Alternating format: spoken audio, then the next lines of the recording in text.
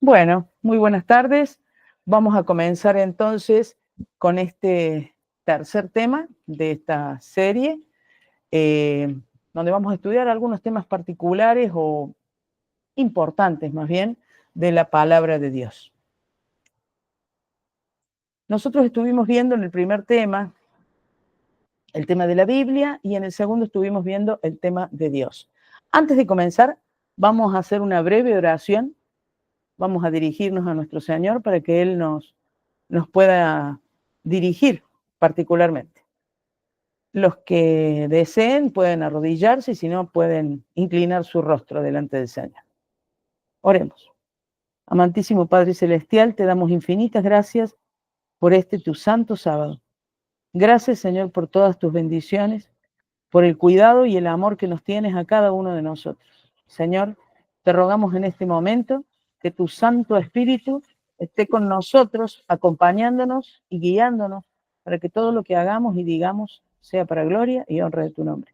Te pido que te quedes con todos aquellos que están participando de esta reunión y con todos aquellos, Señor, que en algún momento puedan llegar a escuchar este tema, que los bendigas y los guardes. Señor, te pedimos todo esto sabiendo que no hay mérito en nosotros, te lo pedimos por los méritos de Jesús, en su santo nombre oramos. Amén. Bien, como decíamos al principio, en el primer tema estuvimos viendo la Biblia y pudimos aprender que la Biblia que nosotros tenemos en nuestras manos es la palabra de Dios, es realmente la palabra de Dios. También en el segundo tema vimos quién es Dios, que es el Padre, el Hijo, el Espíritu Santo, la deidad, digamos. Sabemos de su amor y de su cuidado para con nosotros y pudimos estudiar algunos conceptos erróneos que hay con respecto a la deidad y pudimos estar firmes también en esos conceptos, ¿no?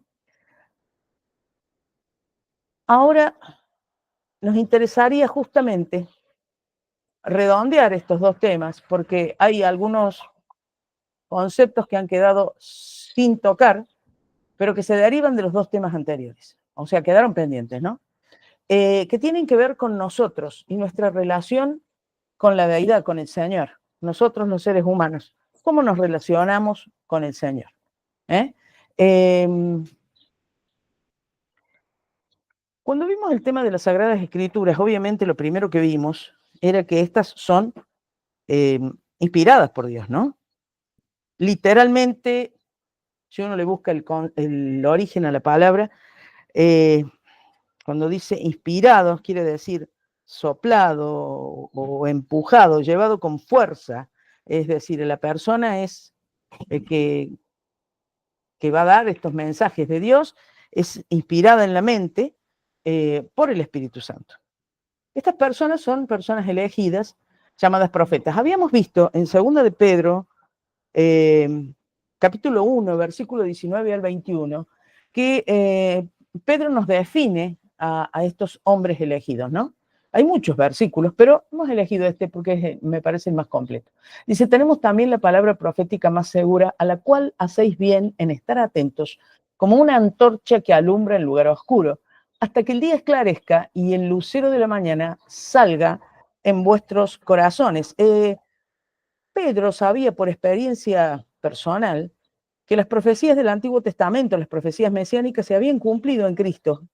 Pedro lo podía decir. Dice, tenemos esa palabra profética más segura. Dice, y dice, y ustedes hacen bien de tenerla como una antorcha, ¿no? También tenemos un texto muy conocido en Salmo 119, 105, que dice, lámpara es a mis pies tu palabra y lumbrera mi camino. Todos lo conocemos ese texto. Por lo tanto, Pedro está usando también una comparación o una metáfora, dice, como una antorcha que alumbra el lugar oscuro. Dice, hasta que el día esclarezca y el lucero de la mañana salga en vuestros corazones. Dice, hasta que Cristo venga, hasta que se haga la luz, debemos estudiar la palabra. No debemos dejar de hacer esto. Entonces nos dice, entendiendo primero esto, que ninguna profecía es de interpretación privada. Es decir, el profeta no introduce en la profecía lo que a él le parece. Él es el vocero de Dios. Y el lector de la palabra de Dios debe esforzarse, digamos, por comprender el significado, ¿no?, que el Espíritu Santo quiso dar a los pasajes que estudia. Y no debe agregar su pensamiento a este estudio. O sea, tenemos que ir tratando de ser absolutamente permeables y objetivos con respecto a esto, ¿no? Debe tratar de quitar el lector de la palabra de Dios todo prejuicio y tratar de entender lo que el Espíritu Santo quiso decir. También nos dice que nunca la profecía, dice, fue traída por voluntad humana, sino que los santos hombres de Dios hablaron siendo inspirados por el Espíritu Santo. Los define acá. Dice, hombres separados del resto de los hombres. Por eso dice hombres santos. Y dice que hablaron siendo inspirados por el Espíritu Santo, ¿no? Nos dice que la profecía en general proviene de la iniciativa de Dios. Por lo tanto, Él decide qué debe ser revelado y qué debe ser mantenido oculto. Y a menos que el Espíritu Santo impresione la mente, el profeta es incapaz de profetizar. O sea, de hablar públicamente por Dios, ¿no? Aunque quiera hacerlo, no puede. Es Dios, es quien impulsa al profeta a profetizar.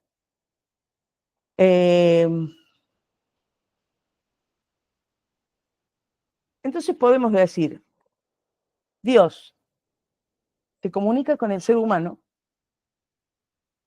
porque cuando estudiamos el tema de la Biblia, que sucedió algo, ¿no? El ser humano no puede hablar cara a cara con el Señor.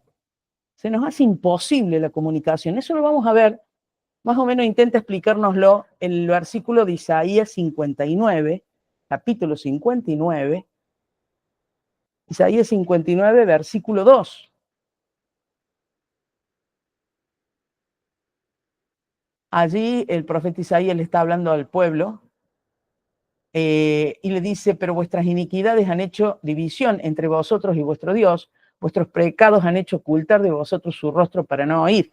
Si bien le está hablando al pueblo de Israel, nosotros podemos apropiarnos de ese concepto porque, como dice Romanos 3:23, que no sé si lo podés buscar, Florcita.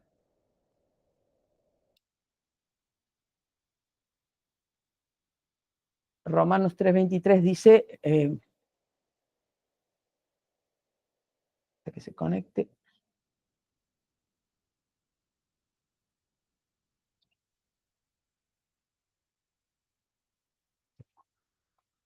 Bueno, es un texto muy conocido, ¿no? Dice, por cuanto todos pecaron, ahí está, y están destituidos de la gloria de Dios.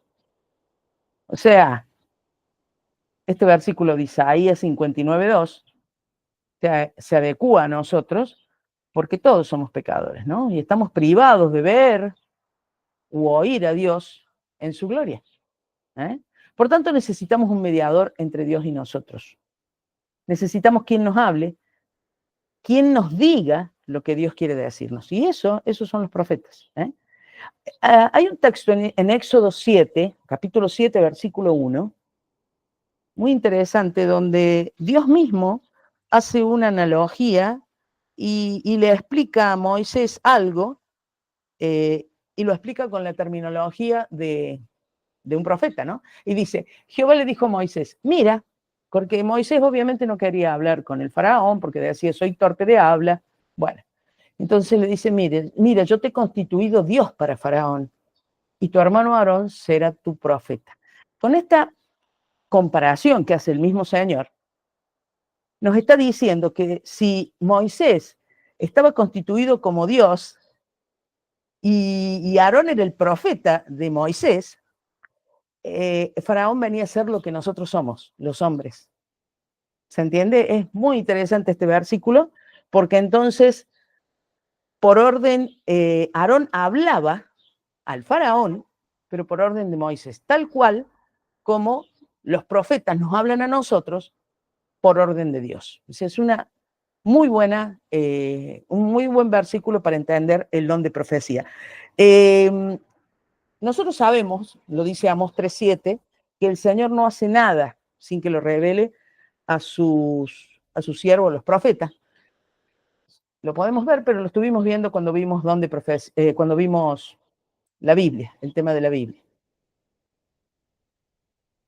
Dice que no hace nada el Señor sin que revele su secreto a sus siervos, los profetas. Por lo tanto, bueno, nos está hablando de que los profetas están totalmente en las manos del Señor, ¿no?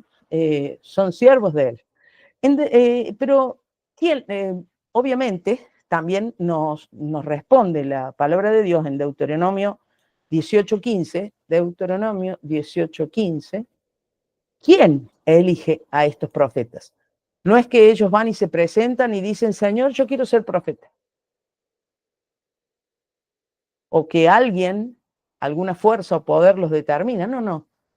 Dice acá, en el versículo 15 de Deuteronomio, de Deuteronomio 18, dice, profeta de en medio de ti, de tus hermanos, como yo te levantaré Jehová tu Dios, a él oiréis. Está hablando el mismo Dios, y habla de sí mismo como en tercera persona, y dice, el mismo Dios te lo va a levantar. Por lo tanto, ¿quién levanta a los profetas? ¿Quién los elige? Los elige nuestro Señor. ¿Y cómo se revela? ¿Cómo sabemos que Dios le manda un mensaje? En Números 12, Números, capítulo 12, versículo 6, nos dice cómo.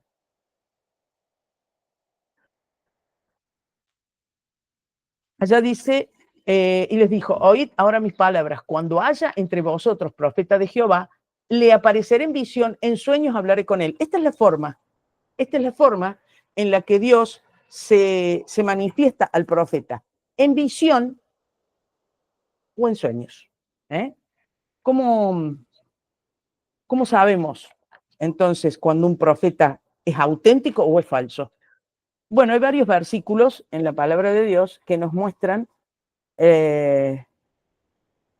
las características más importantes de los profetas. Ustedes las pueden conocer a estos versículos, pero es interesante repasarlos. Primera de Juan, capítulo 4, versículo 1 al 3,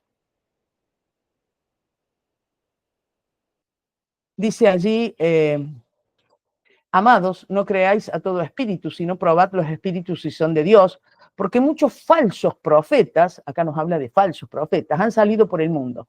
En esto conoced del Espíritu de Dios. Todo espíritu que confiesa que Jesucristo ha venido en carne es de Dios, y todo espíritu que no confiesa que Jesucristo ha venido en carne no es de Dios.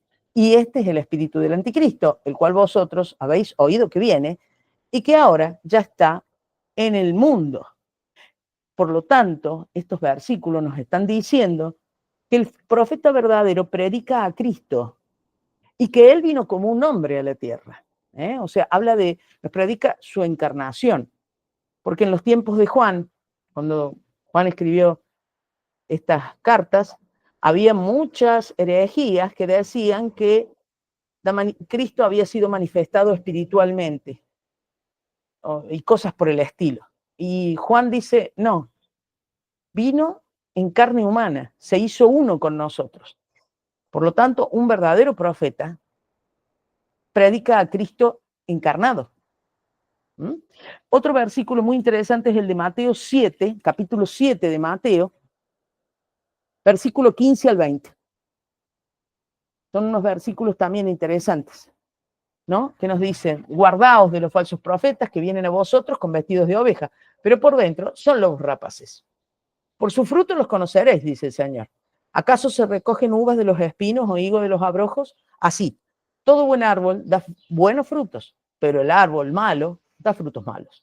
No puede el buen árbol dar malos frutos, ni el árbol malo dar frutos buenos.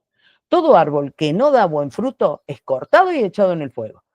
Y este es el resumen de todos estos versículos que dice, así, por su fruto los conoceréis. Podemos llamar que a los frutos, que son las obras de esta persona, de este profeta, su buen testimonio, su vida particular, nos dice los frutos que él tiene. Entonces, de esta manera también podemos conocer a un falso profeta, podemos distinguir a un falso profeta de un verdadero profeta que es el que nos interesa. En Isaías 8, capítulo 8, versículo 19 al 20, texto muy conocido también, dice, y si os dijeren, preguntad a los encantadores y a los adivinos que susurran hablando, responded, ¿no consultará el pueblo a su Dios? ¿Consultará a los muertos por los vivos? A la ley y el testimonio. Si no dijeren conforme a esto, es porque no les ha amanecido. Todo verdadero profeta dice aquello que está en armonía con la ley de Dios, con toda la palabra de Dios, y con el testimonio de los otros profetas, por supuesto. Es decir, no lo contradice. Si dice algo contrario a esto, nos está diciendo el profeta Isaías, esta persona está en tinieblas, esta persona no le amaneció, no está aprobado por Dios, no está en su luz, no está en la luz de Dios. En Segunda de Reyes tenemos otro versículo que nos dice lo que predican los profetas, ¿no? Segunda de Reyes, capítulo 17, versículo 13, dice, Jehová amonestó entonces a Israel y a Judá por medio de todos los profetas y de todos los videntes, diciendo, volveos de vuestros malos caminos y guardad mis mandamientos y mis ordenanzas, conforme a todas las leyes que yo prescribí a vuestros padres y que os he enviado por medio de mis siervos, los profetas. ¿Qué predica entonces el verdadero profeta? Predica el arrepentimiento, el cambio de conducta, el guardar los mandamientos de Dios. Es un siervo de Dios, el profeta, verdadero.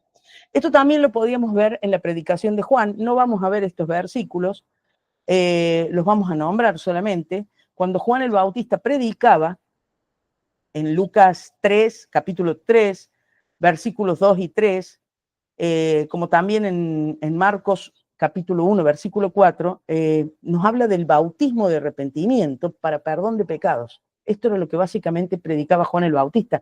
O sea, verdadero profeta predica arrepentimiento y conversión, cambio de vida. También en Mateo capítulo 3, versículo 2, Juan el Bautista les está pidiendo que se arrepientan, que se arrepientan. En Isaías 58:1 volvemos a ver este concepto. Dice, clama a voz en cuello, como gritando, digamos, no te detengas, alza tu voz como trompeta y anuncia a mi pueblo su rebelión y a la casa de Jacob su pecado. Cuando uno estudia todo el capítulo 58, que es muy interesante, todo el capítulo 58 es un llamado a volvernos del pecado y a volver. Al pueblo de Israel le pedía que se volviera del pecado, ¿sí? Y es interesante porque allí en el capítulo 58, la última parte, justamente habla de volverse y de volver al día a respetar el día de reposo, ¿no? Es muy interesante este capítulo 58. Vamos a ver un concepto con respecto a este don de profecía que es tan importante para nuestra relación con Dios, porque ¿cómo nos podríamos relacionar con Dios si no fuera por el don de profecía? ¿Cómo Dios se podría haber manifestado y podrían haber llegado sus palabras a nosotros, ya que no nos podemos comunicar con Él cara a cara, si no hubiera inspirado personas, santos hombres de Dios, diría Pedro, para que nos dijeran o nos dieran ese mensaje que Dios quiere darnos? Se le llama don de profecía. ¿Por qué se le llama don de profecía? Bueno, un don es una capacidad que fue dada a la iglesia especialmente, o capacidades que fueron dadas a la iglesia especialmente cuando Jesús ascendió al cielo. Eso no lo vamos a buscar en el versículo, pero ustedes lo pueden corroborar después buscando Efesios, capítulo 4, versículo 7 al 11. Bueno, lo vas a poner. Bueno, listo, está bien. 7 al 11, lo vamos a leer. Dice, pero a cada uno de nosotros fue dada la gracia conforme a la medida del don de Cristo. Por lo cual dice, subiendo lo alto, llevó cautiva la cautividad y dio dones a los hombres. Se está refiriendo cuando ascendió y llevó las primicias, ¿no? Y dio dones a los hombres, dice. Y esto que subió, ¿qué es? Sino que también había descendido primero a las partes más bajas de la tierra. El que descendió es el mismo que también subió por encima de todos los cielos para llenarlo todo. Y él mismo, dice el versículo 11, constituyó a unos apóstoles, a otros profetas, a otros evangelistas, a otros pastores y maestros. Bueno, fue dado a la iglesia cuando ascendió al cielo. ¿Con qué propósito fue dado para la iglesia estos dones? Para que estuviera unida y en una condición adecuada para agradar al Señor. Esto sucedió específicamente en el Pentecostés, ¿no? Bueno, básicamente es una capacidad que fue dada a la iglesia, un don. Pero si queremos entender esto del don de profecía, lo podemos encontrar en 1 Corintios capítulo 12, que todo el capítulo es interesante. Vamos a leer solamente algunos textos. El versículo 1 dice: no quiero, hermanos, que ignoréis acerca de los dones espirituales. O sea, para Pablo, inspirado por Dios también, era importante que los hermanos de la iglesia de Corinto supieran sobre los dones espirituales, ¿no? En el versículo 7 de este mismo capítulo dice: pero a cada uno les dada una manifestación del Espíritu para provecho. Por lo tanto, podríamos definir que un don es una manifestación del Espíritu Santo en nosotros que aprovecha a la iglesia, que es de gran edificación para la iglesia. Luego, en este mismo capítulo, desde el versículo 8 al 10, él está dando la descripción de todos los dones, y en el versículo 10, que es el que nos interesa, de 1 Corintios 12, dice: a otro el hacer milagros, a otro profecía. Acá está nombrando el don de profecía. En otro capítulo muy interesante también de 1 Corintios, pero el capítulo 14, en todo el capítulo 14, ustedes ven que hay una comparación entre dos dones espirituales, entre el don de lenguas y el don de profecía. No nos podemos poner a estudiar ahora el don de lenguas, que es muy interesante, pero nos interesan algunos versículos donde él dice cuán importante es el don de profecía. En 1 Corintios 14, 5, que allí lo estamos viendo, dice: así que quisiera que todos vosotros hablaseis en lenguas, pero más que profeticéis, porque mayor es el que profetiza que el que habla en lenguas, a no ser que les interprete para que la iglesia reciba edificación. ¿Vieron cómo que los dones siempre son para edificar la iglesia, para hacerla más fuerte? Entonces dice: me interesa más que ustedes profeticen. ¿Y por qué lo está diciendo? Porque parece ser que el don de profecía edificaba más, y lo sabemos, edifica más a la iglesia que el don de lenguas. Y en 1 Corintios 14, versículo 12, que lo estamos viendo allí, dice exactamente eso, ¿no? Así que también vosotros, pues que anheláis dones espirituales, procurad abundar en ellos para edificación de la iglesia. Le está diciendo, bueno, muy claro Pablo, ¿no? Le está diciendo: yo prefiero que ustedes profeticen. En el versículo 22 de este mismo capítulo, dice: así que las lenguas son por señal no a los creyentes, sino a los incrédulos. Pero la profecía no a los incrédulos, sino a los creyentes. Se convertían los incrédulos cuando veían el don de lengua. Era una manifestación muy importante porque, claro, era un don que permitía que personas que hablaban solamente una lengua hablaran otra, y los incrédulos que entendían esa segunda lengua decían: esto es un milagro, hablan en nuestra propia lengua. Por lo tanto, era una señal para los incrédulos. Pero el don de profecía, como habíamos leído recién, edifica a la iglesia, robustece a los creyentes. Por lo tanto, es una señal continua, digamos, de la presencia de Dios. Siempre está presente Dios a través del don de profecía. Edifica más el don de profecía. Por eso, acá lo dice: el don de profecía es señal para nosotros, para los creyentes. En 1 Corintios 14, en el versículo 32, dice un concepto que es fundamental también tener en cuenta, y que tiene que ver con el texto que acabamos de leer de Isaías 8:20, cuando decía la ley y el testimonio, ¿sí? Tenían que estar en armonía con la ley de Dios, con toda la palabra de Dios y con el testimonio de todos los profetas. Y en este versículo está muy relacionado con lo mismo. Ahí el versículo 32, si ustedes lo ven, dice, y los espíritus de los profetas están sujetos a los profetas. ¿Qué quiere decir? Que un mensaje de un profeta, para que sea verdadero, no puede contradecir a otro. No puede contradecir a otro. Hay un texto en Deuteronomio capítulo 13, versículos 1 al 5, que también habla un poquito de este concepto y nos sirve para identificar a los falsos profetas. Y es muy interesante lo que dice. Capítulo 13, versículo 1 al 5. Dice, cuando se levanta en medio de ti profeta soñador de sueños y te anunciare señal o prodigios, y si se cumpliere la señal o prodigio que él te anunció diciendo, vamos en pos de dioses ajenos que no conociste y sirvámosle, no darás oído a las palabras de tal profeta, ni a tal soñador de sueños. Pero miren qué interesante lo que dice, y te anunciare señal o prodigio, y si se cumpliere, aunque se cumpla la señal o el prodigio que él te anunció, pero te está diciendo, vamos en pos de dioses ajenos que no conociste y sirvámosle. Dice, no darás oído a las palabras de tal profeta, ni a tal soñador de sueños. Y explica a Dios por qué. Dice, porque Jehová vuestro Dios os está probando, para saber si amáis a Jehová vuestro Dios con todo tu corazón y con toda tu alma. En pos de Jehová vuestro Dios andaréis, a él temeréis, guardaréis sus mandamientos y escucharéis su voz, y a él serviréis y a él seguiréis.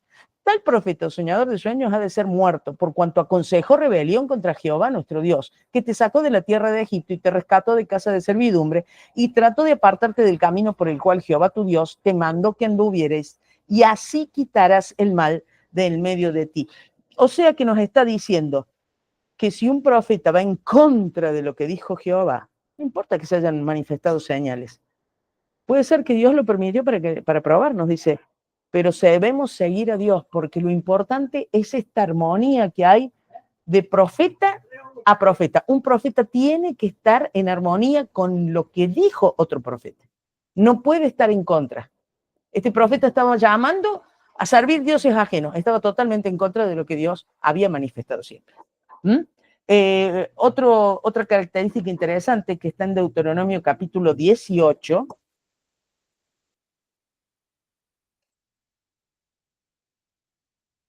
versículo 21 y 22.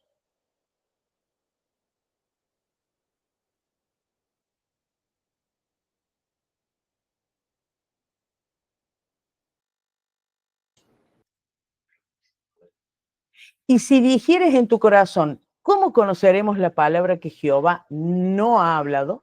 O sea, ¿cómo vamos a ver si un profeta es verdadero o no? Si lo dijo Jehová o lo está diciendo esta persona que dice ser profeta. Si el profeta hablara en nombre de Jehová y no se cumple lo que dijo, ni aconteciere, es palabra que Jehová no ha hablado. Con presunción la habló tal profeta, no tengas temor de él. O sea, nos está diciendo otra manera para descubrir al falso profeta. El falso profeta si va en contra, o mejor dicho, el falso profeta normalmente se puede descubrir cuando va en contra de lo que dijeron otros profetas o de lo que Dios dijo anteriormente. No importa que se haya cumplido su señal o prodigio. ¿Mm? Pero si lo que profetizó no se cumple directamente, dice, no le tengan ni temor. Él no es profeta. ¿Eh? Otra cosa importante que hay que tener en cuenta a la hora de saber si un profeta es un profeta verdadero es la pregunta fundamental. ¿Todos los profetas bíblicos realizaban milagros? Vamos a ver.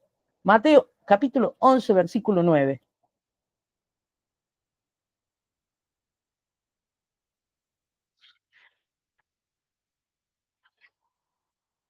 Dice allí Mateo 11, 9. Está hablando el Señor Jesús y está hablando de Juan el Bautista. Dice, ¿pero qué saliste a ver? ¿A un profeta? Sí, os digo, más que profeta, dice él, ¿no? Más que profeta. Mayor, dice, no hay mayor profeta que Juan el Bautista, dijo después el Señor Jesús.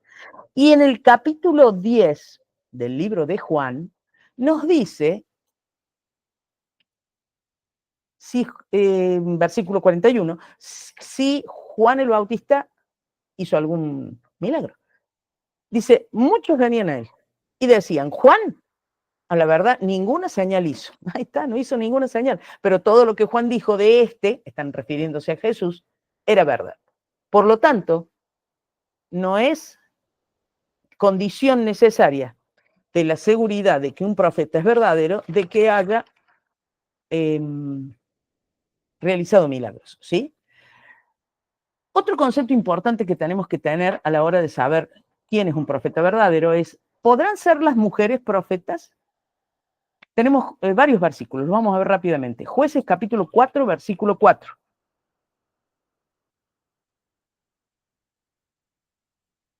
Dice, gobernaba en aquel tiempo Israel una mujer, Débora, profetiza, mujer de Lapidot. Aquí hay una mujer autorizada por Dios, profetiza, gobernaba Israel en esa época. Vamos a otro. Segunda de Reyes, capítulo 22, versículo 14.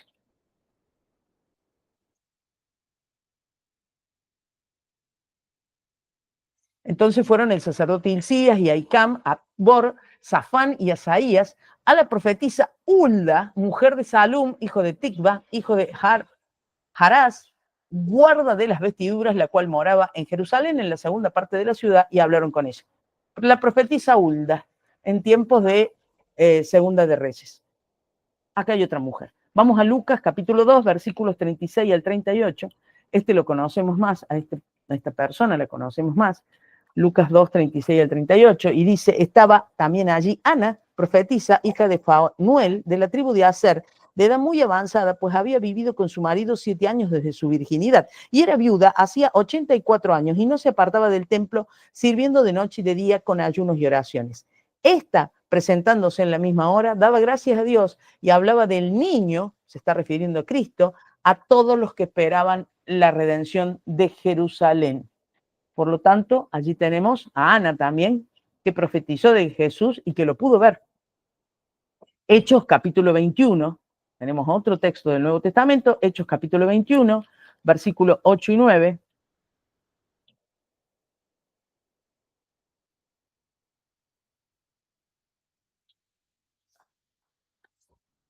Aquí es interesante, no nos da nombres de las mujeres, pero nos dice, al otro día saliendo Pablo, y los que con él estábamos, fuimos a Cesarea, y entrando en la casa de Felipe, el evangelista, que era uno de los 7,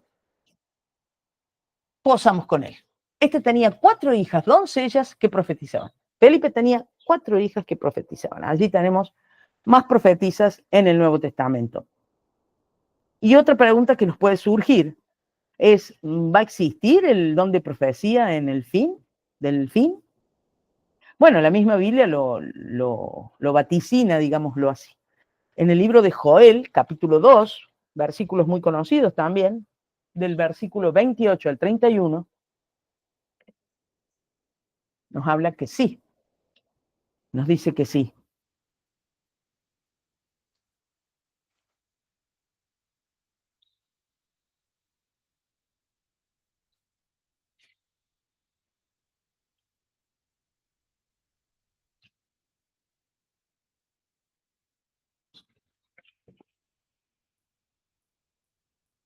Bueno, vamos a esperar que se pueda ver.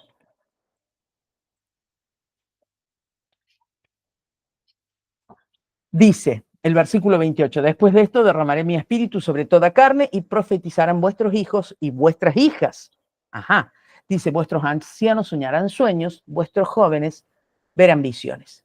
También sobre los siervos y sobre las siervas derramaré mi espíritu en aquellos días y daré prodigio en el cielo, en la tierra, sangre y fuego y columnas de humo. El sol se convertirá en tinieblas y la luna en sangre antes que venga el día grande y espantoso de Jehová. Por lo tanto, nos está diciendo que sí, en estos tiempos finales se iba a manifestar el don de profecía también en hijos e hijas, siervos y siervas.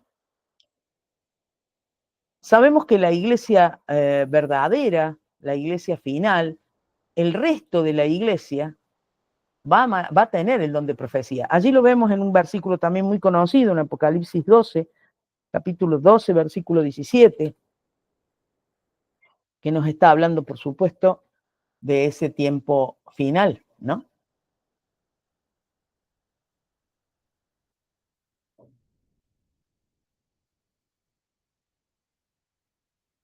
Dice, el dragón se llenó de ira contra la mujer. Entonces, dice, ¿no? En ese tiempo, que es el tiempo final, que es ahora.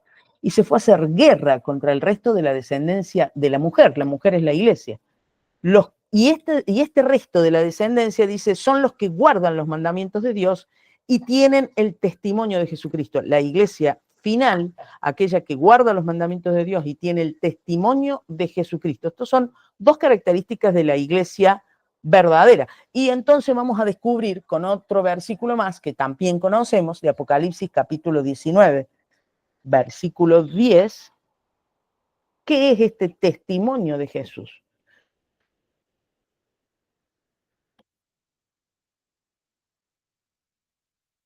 Yo me postré a sus pies para adorarle, dice, y me dijo, está hablando Juan, ¿no? Y él me dijo, mira, no lo hagas.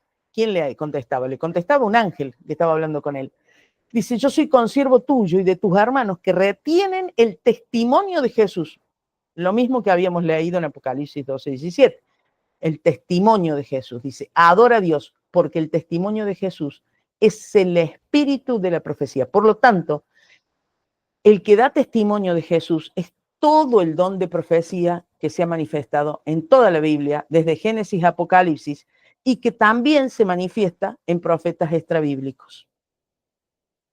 Nosotros creemos, particularmente yo creo, que el don de profecía se ha manifestado en estos tiempos finales. Hay un libro muy interesante que se llama el permanente don de profecía, de Arturo Daniels, que describe cómo el don de profecía, desde el comienzo hasta el fin, está ininterrumpido. Por ahí pensamos que se interrumpió. No, no se interrumpió nunca. Por eso el libro se llama El permanente don de profecía. Es muy, muy interesante. Si lo pueden conseguir, es un libro que yo siempre recomiendo. El don de profecía, como dijimos hace un rato, es precisamente el don que más edifica la iglesia, ¿no? Y que más la robustece, y que es la presencia continua de Dios, habíamos dicho. Dios se comunica constantemente con su pueblo elegido. Por lo tanto, en Segunda de Crónicas 20:20 nos dice qué tenemos que hacer con estos mensajes que Dios nos da.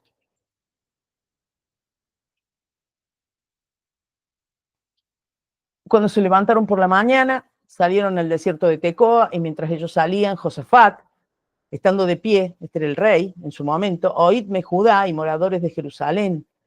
Y dice Josafat, inspirado por el Espíritu Santo, creed en Jehová vuestro Dios y estaréis seguros, creed a sus profetas y seréis prosperados. Entonces, prosperidad y seguridad y prosperidad por seguir a Dios y creer lo que Él nos ha dicho a través de sus profetas.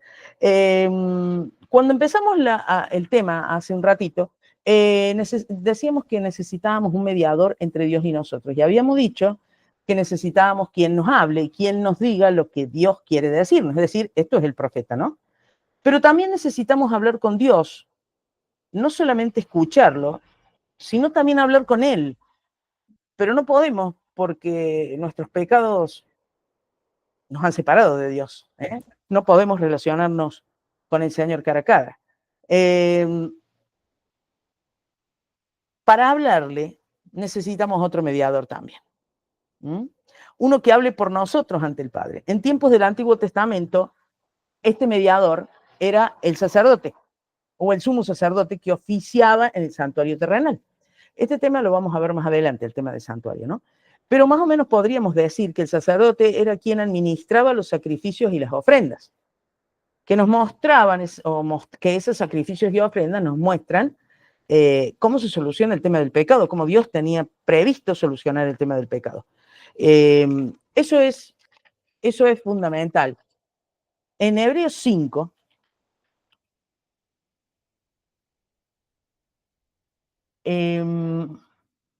Hebreos 5, ya les digo el versículo. El versículo 1, sí, el versículo 1. Dice, porque todo sumo sacerdote tomado de entre los hombres es constituido a favor de los hombres en lo que se refiere para que presentes ofrendas y sacrificios por los pecados. para que se muestre paciente con los ignorantes y extraviados, puesto que él también está rodeado de debilidad y por causa de ella debe ofrecer por los pecados tanto para sí mismo como también para el pueblo. Entonces dice que está tomado de entre los hombres y es constituido a favor de los hombres. Entonces, recapitulando, podríamos decir que el profeta es el santo hombre de Dios, tomado por Dios, elegido por Dios, para comunicarnos las verdades que Él nos quiere decir. Pero cuando nosotros nos tenemos que relacionar con Dios, necesitamos alguien entre medio. Alguien entre medio. En Hebreos capítulo 8, versículos 1 al 3, nos sigue definiendo lo que es un mediador, ¿no? Un mediador entre el hombre y Dios. Ahora bien, dice, el punto principal de lo que venimos diciendo es que tenemos tal sumo sacerdote, el cual se sentó a la diestra del trono de la majestad de los cielos, ministro del santuario y de aquel verdadero tabernáculo que levantó el Señor y no el hombre. Porque todo sumo sacerdote está constituido para presentar ofrendas y sacrificios, que era la función que tenía el sacerdote en la antigüedad, por lo cual es necesario que también éste tenga algo que ofrecer. Entonces, tenemos un intermediario, tenemos un sacerdote, dice, que se sentó a la diestra del trono de la majestad. Nosotros sabemos que ahí se está refiriendo a nuestro Señor Jesús. Pablo está hablando de nuestro Señor Jesús y dice, ministro del santuario y de aquel verdadero tabernáculo que levantó el Señor y no el hombre. Y en Hebreos 6,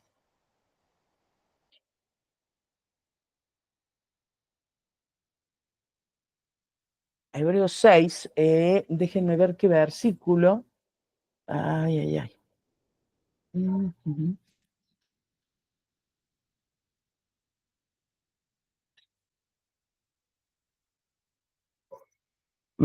Como mediador del nuevo pacto, dice, no me puedo acordar dónde estaba. Mediador del nuevo pacto. Bueno,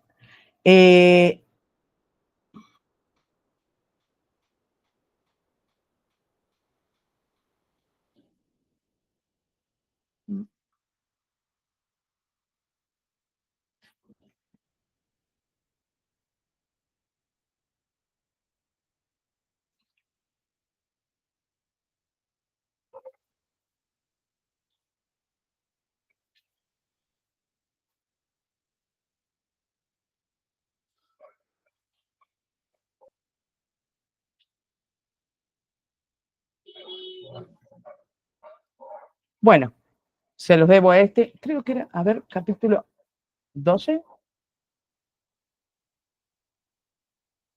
Acá está. Es uno que también habla de lo mismo. Dice a Jesús como mediador del nuevo pacto. Por lo tanto, también nos define al sacerdote como mediador entre el pacto entre Dios y el hombre. Por lo tanto, el hombre necesita tener un mediador, ¿sí? Ahí estaba, era el versículo 6 del capítulo 8, sí, me estaba pensando en eso. Pero ahora tanto mejor ministerio es el suyo, cuanto es mediador de un mejor pacto establecido sobre mejores promesas. Por lo tanto, podemos decir que necesitamos de un sumo sacerdote. Y lo tenemos. Dice que él se sentó a la diestra del trono de la majestad, habíamos dicho, por lo tanto está allí y podemos relacionarnos con Dios a través de él y hablar con Dios por medio de él. En Hebreos 7, también en el libro de Hebreos, pero en capítulo 7, versículo 23 al 25, que explica, ¿no?, que los otros sacerdotes que eran de la orden levítica, llegaron a ser muchos debido a que por la muerte no podían continuar. Claro, iban cambiando, obviamente, a medida que iban muriendo, iban renovándose. Mas Cristo, por cuanto permanece para siempre, tiene un sacerdocio inmutable. En otra parte de este mismo libro de Hebreos dice, tú eres sacerdote para siempre, según el orden de Melquisedec, un orden que no era el orden levítico, pero era un orden eterno. Y dice, por lo cual puede también salvar perpetuamente a los que sean por él se acercan a Dios, viviendo siempre para interceder por ellos. Tenemos un intercesor continuo en el cielo. Esta es la razón por la cual nos dirigimos a Dios al hablar con Él. Al hablar con Él, necesitamos hacerlo en el nombre de Jesucristo.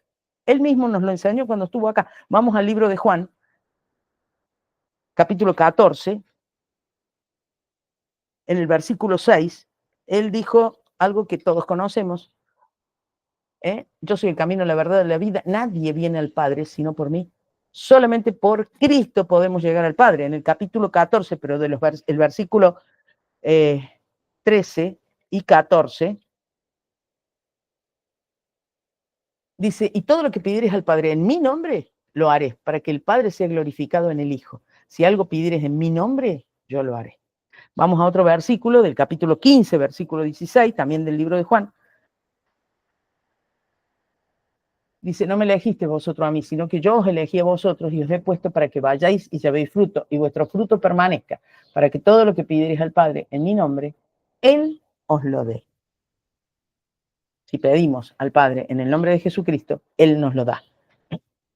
Y dice en Juan capítulo 16, versículo 23, lo mismo que acabamos de leer. No hace falta que lo pongamos. Por lo tanto, para hablar con Dios, para hacer el camino inverso, porque el camino de traer la información que Dios quiere que nosotros conozcamos es a través del don de profecía, dijimos, ¿no?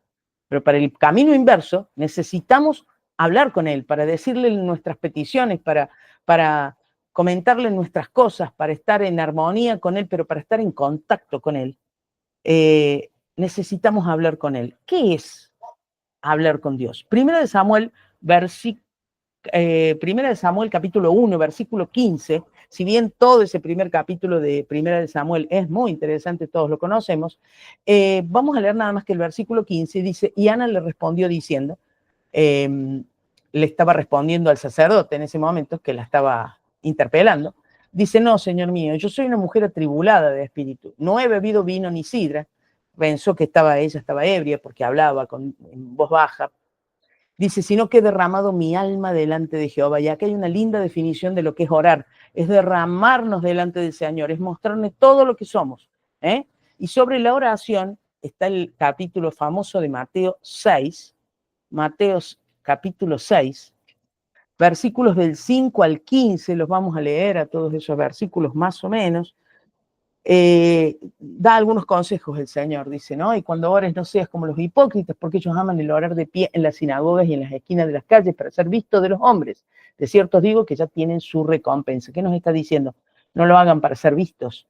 En el versículo 6 dice, mas tú, cuando ores, entra en tu aposento y cerrada la puerta, ora a tu Padre que está en secreto, y tu Padre que ve en lo secreto te recompensará en público. Es mejor hablar en secreto con el Señor, donde nadie nos interrumpa. Tenemos una relación particular y privada con Él. Aunque tengamos una relación pública, también tenemos una relación particular y privada. En el versículo 7 de ese mismo capítulo dice, y orando no uséis vanas repeticiones como los gentiles que piensan que por su palabrería serán oídos.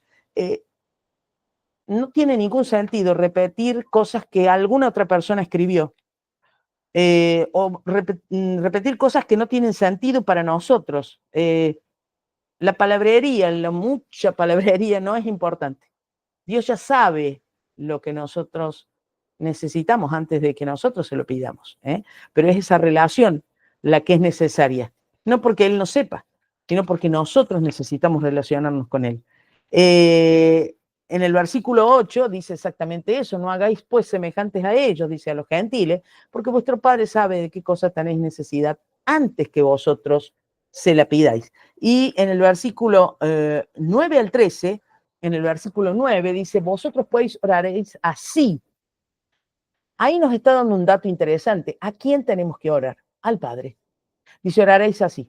Padre nuestro que estás en los cielos, santificado sea tu nombre, venga tu reino. Hágase tu voluntad como en el cielo, así también en la tierra. El pan nuestro de cada día, dánoslo hoy y perdónanos nuestras deudas, como también nosotros perdonamos a nuestros deudores. Y no nos metas en tentación, mas líbranos del mal.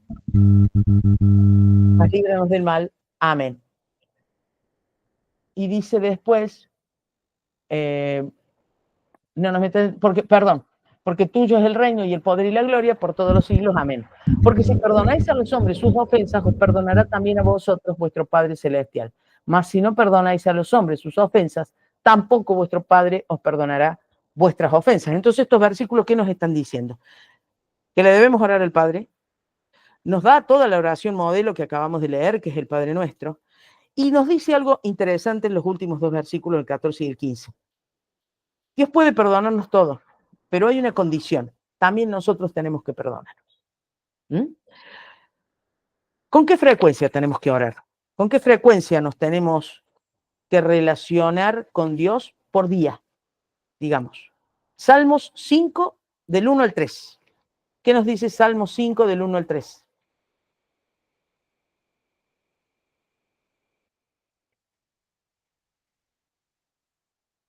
Dice, escucha, oh Jehová, mis palabras, considera mi gemir. Está atento a la voz de mi clamor. Rey mío y Dios mío, porque a ti oraré. Oh Jehová, de mañana oirás mi voz. De mañana me presentaré delante de ti y esperaré. ¿Cuál es el mejor momento para orar? Según estos textos, de mañana. Pero solamente a la mañana. Veamos también en el libro de Salmos, pero en Salmo 55, versículo 17. Salmo 55, versículo 17. Dice, tarde y mañana, y a mediodía oraré, y clamaré, y él oirá mi voz. Todo el día, porque cuando se dice tarde y mañana, está diciendo todo el día, y al mediodía también dice, oraré y clamaré, y él oirá mi voz. Todo el día puedo orar con Dios. Aunque algunos tenían una costumbre muy interesante, como Daniel, en el capítulo 6, versículo 10. El libro de Daniel, capítulo 6, versículo 10. Dice, cuando Daniel supo que el edicto había sido firmado, entró en su casa y abiertas las ventanas de su cámara que daban hacia Jerusalén, se arrodillaba 3 veces al día y oraba y daba gracias delante de su Dios como lo solía hacer antes, 3 veces al día. Por lo tanto, podemos orar todo el día, el mejor momento es la mañana, y el ejemplo de Daniel es que oraba 3 veces al día. Con respecto a qué otras oraciones son importantes. Bueno, hay un ejemplo que nos da Jesús cuando se iban a consumir los alimentos, que muchos de nosotros tenemos esa costumbre, ¿no? Eso está en Marcos, capítulo 8, versículo 6.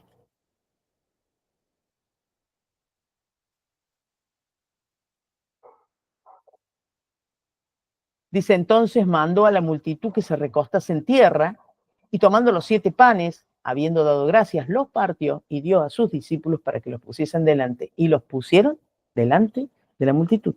O sea que él daba las gracias por los alimentos. Es un buen ejemplo que el Señor nos dio de agradecer, de orar al Señor cuando vamos a consumir alimentos. También lo dice al mismo concepto en Lucas 24:30. Lucas capítulo 24, versículo 30. Y dice, y aconteció que estando sentado con ellos a la mesa, tomó el pan y lo bendijo y lo partió y les dio. Acá también nos está hablando de que bendijo el pan. Bendijo el pan, agradece por los alimentos, lo bendice. Son ejemplos de lo que Cristo hacía cuando iba a consumir los alimentos. Es un momento también para orar al Señor.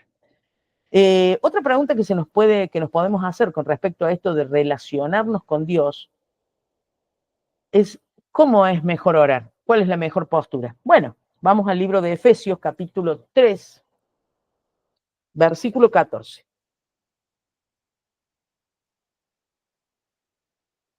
Dice, por esta causa doblo mis rodillas ante el Padre de nuestro Señor Jesucristo. De rodillas, es la mejor postura. Por supuesto que el hecho de que sí o sí tenemos que arrodillarnos no tiene que impedirnos la oración. Es posible que a veces no podamos arrodillarnos porque estamos adelante de gente. Ustedes recuerdan la oración, y si no, los invito a buscar allí la oración de Nehemías cuando estaba delante del rey. y podía orar en el momento, se puede orar hasta mentalmente, rápidamente y de pie. Pero cuando nosotros nos queremos relacionar con nuestro Padre en secreto y queremos darle gloria y honra a su nombre, la mejor posición es la de rodillas. Por lo menos esto nos está diciendo este versículo. También dice lo mismo el libro de Salmos, capítulo 95, versículo 6.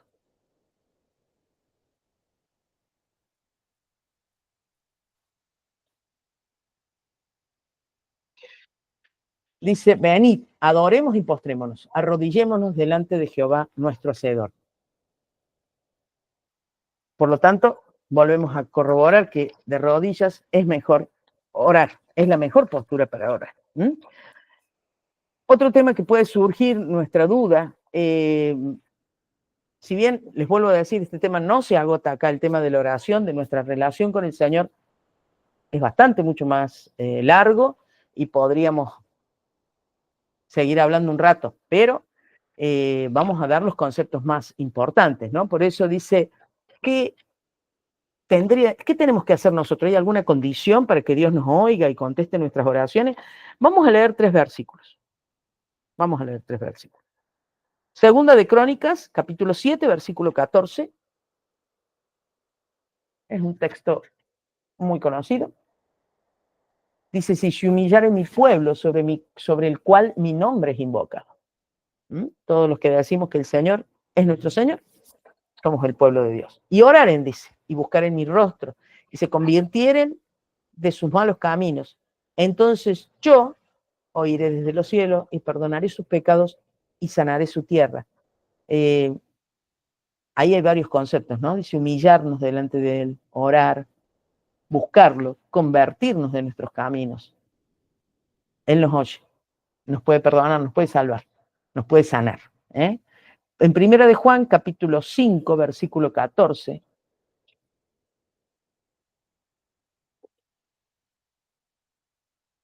y esta es la confianza que tenemos en Él, que si pedimos alguna cosa conforme a su voluntad, Él nos oye. Muy interesante concepto. Pedir conforme a la voluntad de Dios. No podemos pedir algo que no esté en armonía con su voluntad, porque seguramente no nos va a oír, o no nos va a contestar. Tenemos el libro de Deuteronomio, en el capítulo 4, también nos dice, versículo 29, un concepto que todos conocemos. Más, si desde allí buscares a Jehová, tu Dios, lo hallarás. Si lo buscares de todo tu corazón y de toda tu alma. Buscar a Dios de corazón, con la necesidad de encontrar a Dios, ¿sí? Eso es fundamental. Estos tres versículos nos dicen lo más importante de cómo hacer para que nuestras oraciones sean contestadas. Hay otros aspectos, podríamos seguir hablando, pero vamos a tocar tres versículos del libro de Santiago que nos dice cuándo y por quiénes también podemos orar. Estos están todos en el capítulo 5 del libro de Santiago. Capítulo 5, versículo 13, 14, 15 y 16. 13 al 16. Vamos a leerlos. Dice en el versículo 13, cuando está alguno entre vosotros afligido, haga oración. Cuando estamos afligidos, oremos cuando estamos afligidos. ¿Hay alguno alegre? Cante alabanza, dice. ¿Está alguno enfermo entre vosotros? Llame a los ancianos de la iglesia y oren por él, ungiéndole con aceite en el nombre del Señor. Otro motivo para orar por los enfermos. Dice, y la oración de fe salvará al enfermo y el Señor lo levantará. Y si hubiera cometido pecados, le serán perdonados. Y dice el 16, confesaos vuestras ofensas. O sea, si se han ofendido, hermanos, entre sí, confesaos vuestras ofensas los unos a los otros. Orad unos por otros para que seáis sanados. La oración eficaz del justo puede mucho. Acá Dios nos está diciendo lo importante que es orar los unos por los otros y tratar de estar en paz los unos con los otros. Y en Santiago, perdón, versículo 17, el siguiente, no sé si se puede agregar ahí, ¿sí? Bueno, 17, ahí está. ¿Qué sucede cuando oramos con fervor? Dice, Elías era hombre sujeto a pasiones semejantes a las nuestras y oró fervientemente para que no lloviese. Y no llovió en la tierra por 3 años y 6 meses. Y después volvió a llover cuando volvió a orar, ¿no? Así que nos está diciendo, oren con fervor. Oren con fervor. Pueden suceder milagros. De todo esto, ¿qué podemos decir? Dios se comunica con nosotros por medio de su palabra. Esto quedó claro. Debemos estudiarla a diario para conocer esa voluntad del Señor para nuestras vidas y para conocer particularmente el mensaje de Dios para este tiempo final, que es tan importante. El don de profecía que inspiró a los profetas sigue vigente hoy entre el pueblo de Dios y es una señal de la verdadera iglesia del Señor. Tengamos presente eso. Comunicarnos con el Señor todos los días a través de la oración es un privilegio, ya que nos conecta con el cielo. Tenemos nuestro gran sumo sacerdote que intercede por nosotros ante el Padre y está con nosotros en la presencia del Espíritu Santo hasta que Él vuelva a buscarnos en su segunda venida. Esto es todo por hoy.